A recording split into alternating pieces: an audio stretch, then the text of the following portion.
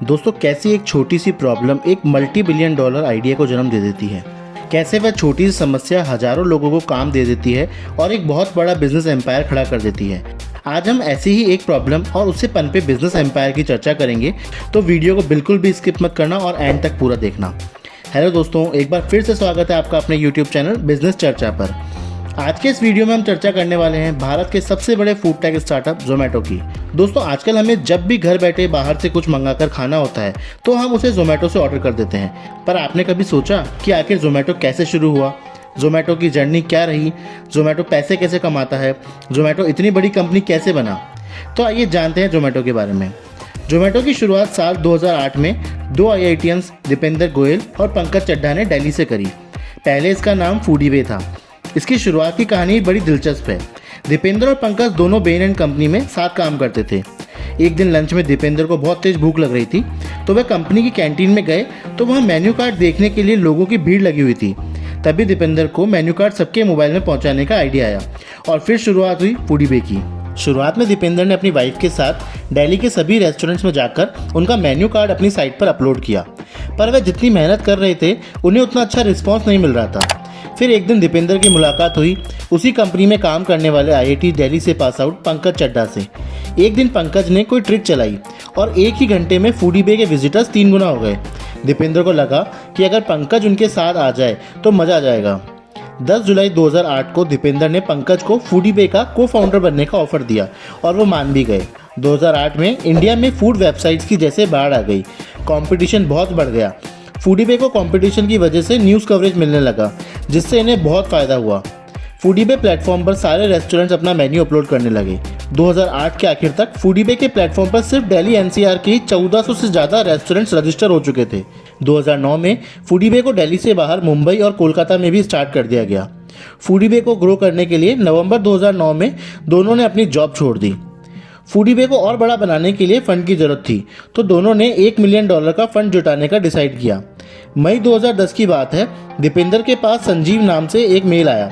उन्हें लगा किसी सेल्समैन ने कुछ बेचने के लिए मेल किया होगा और यह सोचकर उन्होंने मेल इग्नोर कर दिया।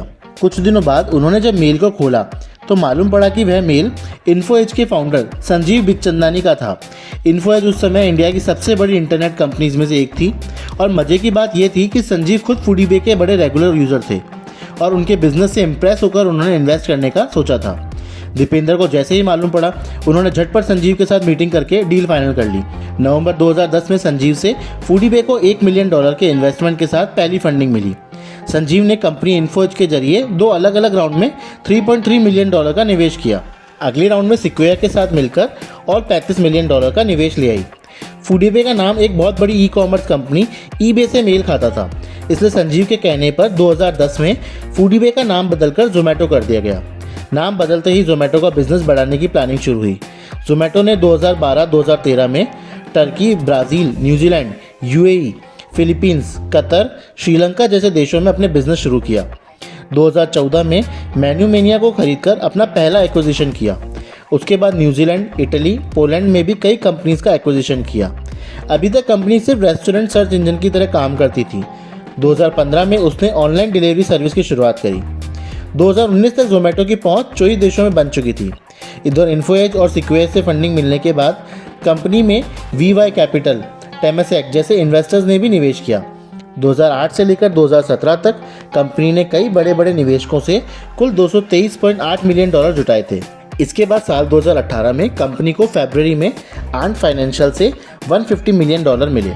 अगले ही महीने मार्च में एंड फाइनेंशियल ने दोबारा $150 मिलियन दिया और इसी के साथ कंपनी का वैल्यूएशन $1.3 बिलियन हो गया और कंपनी यूनिकॉर्न बन गई।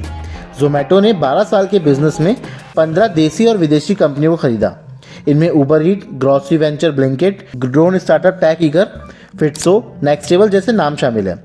फरवरी 2017 में जोमेटो ने अपनी क्लाउड किचन सर्विसेज स्टार्ट करी। उसी साल उसने paid membership programme Zomato gold launch किया। जोमेटो गोल्ड सब्सक्राइबर्स इस सर्विस का यूज़ करके जोमेटो के पार्टनर रेस्टोरेंट्स में डाइनिंग और फूड डिलीवरी पर अच्छे ऑफर और डिस्काउंट ले सकते थे। 2018 में ही जोमेटो ने अपने क्लाउड किचन ऑपरेशंस बंद कर दिए और वोटू को एक्वायर करके उसे हाइपर प्योर नाम से रीब्रांड किया। हाइपर प्योर के थ्रू जोमेटो अपने वेयर हाउस से रेस्टोरेंट्स को फूड इंग्रेडिएंट्स जैसे किराना, सब्जियां, मीट आदि सप्लाई करता है। सितंबर 2019 में इसने अपने 10% एम्प्लॉइज लगभग 540 लोगों को नौकरी से निकाल दिया। अप्रैल 2020 में कोविड-19 में जोमेटो ने ग्रोसरी और एसेंशियल आइटम्स की डिलीवरी स्टार्ट करी। जोमेटो ने यह काम भारत के 80 से भी ज़्यादा शहरों में जोमेटो मार्केट के नाम से करा।